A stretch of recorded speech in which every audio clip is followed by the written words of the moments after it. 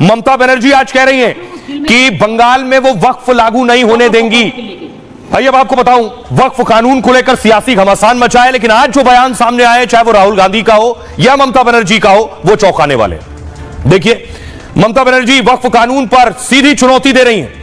उन्होंने कहा बंगाल में लागू नहीं होगा वक्फ कानून, चाहे कोई गोली मार दे, मुझे एकता से अलग नहीं कर सकते हैं। बंगाल में धर्म के नाम पर बंटवारा नहीं होने देंगे, जियो और जीने दो, यही हमारा रास्ता है। ममता ने बांग्लादेश के हालात का भी हवाला दे दिया है कि बांग्लादेश की स्थिति देखिए, वक्फ संशोधन विधेयक की टाइमिंग पर भी सवाल उठा दिए, इसे अभी पारित नहीं किया जाना चाहिए था, ममता कह रही हैं। कोलकाता में जैन समुदाय के कार्यक्रम में ममता बोली, वक्फ अधिनियम के लागू होने से आप दुखी हैं, मगर भरोसा रखें बंगाल में ऐसा कुछ नहीं होगा।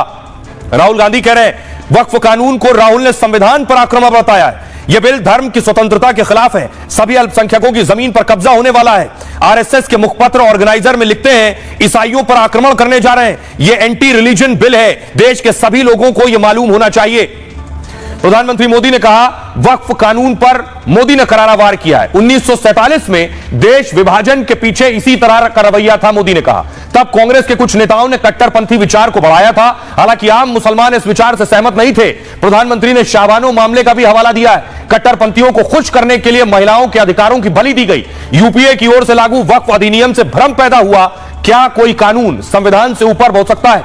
वक्फ संशोधित बिल समाज और मुस्लिम समुदाय के हित में है। कांग्रेस ने वक्फ को वोट बैंक के लिए हथियार बनाया था, पसमानदा मुस्लिम महिलाएं राजनीति का शिकार हुई हैं। अब देखिए, महबूबा मुफ्ती कह रही है मोदी सरकार हमारी संपत्तियों पर कब्जा करना चाहती है। पिछले 10 सालों में मुसलमानों के खिलाफ कार्रवाई चल रही है, अब वक्फ संशोधन के बाद हमारी संपत्ति कब्जा करना चाहते हैं। जब तक वो जाएंगे तब तक पूरा देश बर्बाद हो जाएगा।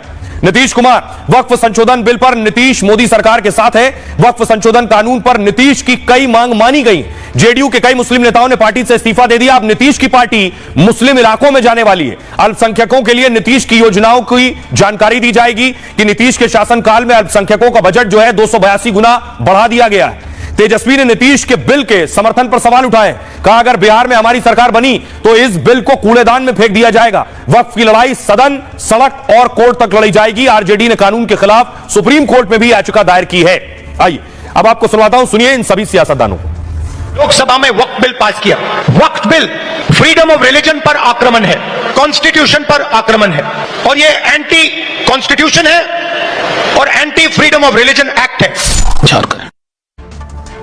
तो वक्फ कानून कल हमने आपको बताया था कल से लागू हो गया। अब सवाल यह उठ रहा है, वक्फ कानून लागू होने के बाद असदुद्दीन ओवैसी ने एक सवाल उठाया कि जो संपत्तियां वक्फ की थी और एएसआई द्वारा संरक्षित थी, यह कानून लागू होने के बाद वो संपत्तियां वक्फ से छिन जाएंगी और एएसआई के पास चली जाएंगी। उसी तरह संभल की जो जामा मस्जिद है, अगर ओवैसी की बात में सच्चाई है तो क्या संभल की जामा मस्जिद भी वक्फ संपत्ति नहीं रह जाएगी और एएसआई की संपत्ति हो जाएगी? आइए आपको बताऊं, क्या वक्फ की जामा मस्जिद अब आर्कियोलॉजिकल सर्वे ऑफ इंडिया की ही प्रॉपर्टी होगी, उसी के द्वारा संरक्षित होगी, वक्फ का दावा नहीं रहेगा। संभल की जामा मस्जिद को लेकर सवाल उठ रहे हैं। हाईकोर्ट में 28 अप्रैल को इस मामले में सुनवाई होनी है। इससे पहले कल जामा मस्जिद का नाम बदला गया। विवादित स्थल अब जामा नहीं जुमा मस्जिद कहलाएगी। एएसआई ने इसके लिए नीले रंग का बोर्ड तैयार करवाया। अब ओवैसी के बयान के बाद विवाद और बढ़ गया। कानून लागू होने के बाद मालिकाना हक प्रभावित होगा, कई धार्मिक स्थल वक्फ के हाथ से निकल जाएंगे, ये ओवैसी का बयान था। अब वक्फ कानून कल से पूरे देश में लागू होगा, ओवैसी ने कहा था। तो क्या संभल की जामा मस्जिद वक्फ संपत्ति नहीं रही? कल से लागू हो गया कानून। ओवैसी ने कानून के 3D सेक्शन का जिक्र किया था। इसके मुताबिक एएसआई संरक्षित साइट पर वक्फ का दावा नहीं होगा। संभल की जामा मस्जिद भी एएसआई संरक्षित स्थलों में से एक है। ओवैसी के दावे पर वरिष्ठ वकील विष्णु शंकर जैन ने सवाल उठाए।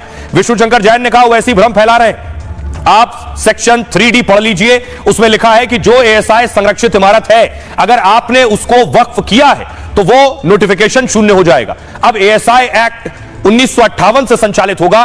बहुत सारे ऐसे मंदिर हैं जो एएसआई के अधीन हैं, बहुत सारी मस्जिदें हैं इस देश में जो एएसआई के अधीन है, लेकिन वहां पर नमाज पढ़ी जा रही है। अगर कोई इमारत एएसआई के अधीन है तो वहां पर मेरी पूजा और नमाज रुक जाएगी। ऐसा कहना इस एक्ट के खिलाफ है, यह विष्णु शंकर जैन ने कहा है। सुनिए जरा कि आखिर क्या कह रहे हैं एएसआई के वकील।